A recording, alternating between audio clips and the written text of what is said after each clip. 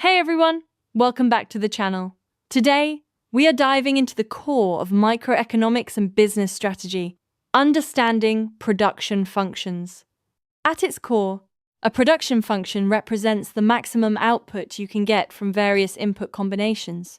Think of it like a recipe. You take your basic ingredients known in economics as your inputs, such as labor, capital, and land, and through a specific process, you turn them into a finished product, which is your output. In economic terms, we express this with the universal formula, $Q equals FK, L, dollar. Here, $Q stands for the quantity of output, $L represents labor like workers, and $K represents capital like machinery and factories. The ultimate business goal? To combine these inputs as efficiently as possible to maximize profitability. Let's break down how businesses actually manage these moving parts over time. When planning operations, businesses operate in two distinct time horizons, the short run and the long run. In the short run, which is our constrained phase, at least one input is completely fixed. For example, think of a local bakery locked into a building lease. You can't instantly expand the physical walls, but you can change your variable inputs by hiring more or fewer workers. On the flip side, the long run is a fully flexible phase where all inputs become completely variable, allowing operations to scale up entirely. The key takeaway here is that these definitions aren't about strict calendar months or years. They are entirely about a business's ability to adjust its operational bottlenecks. Here we introduce marginal product of labor, or MPL. To understand how hiring extra workers impacts your business, we need to look at a vital metric, the marginal product of labor, or MPL. Imagine a coffee shop. If you hire just one barista, they might produce 50 coffees. But if you bring on a second barista, total production jumps to 120 coffees. That extra worker didn't just add another 50 coffees, they added 70 extra coffees.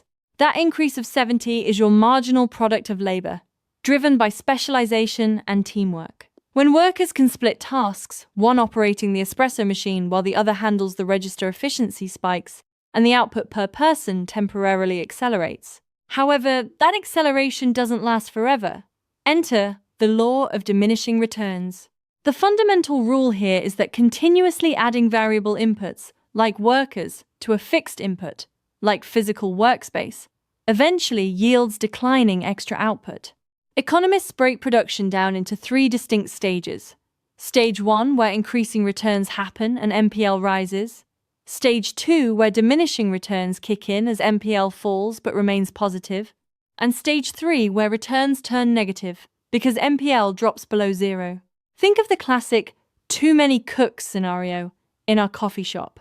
The third barista adds less value, and by the fourth and fifth baristas, workers are literally bumping into each other and waiting around for the limited machinery. So, how do we use these economic models in real-world business strategy?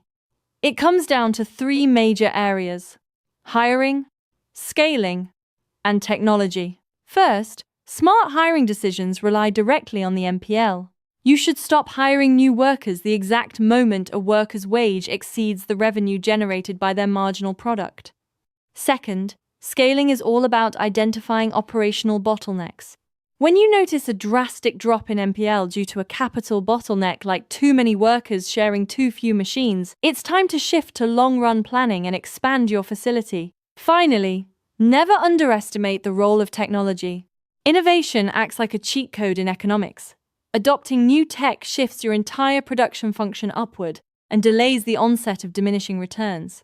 If you found this breakdown of production functions helpful, make sure to hit that like button, subscribe for more economics and business strategy breakdowns, and let me know in the comments how you apply these concepts in your own work. Thanks for watching, and I'll see you in the next video.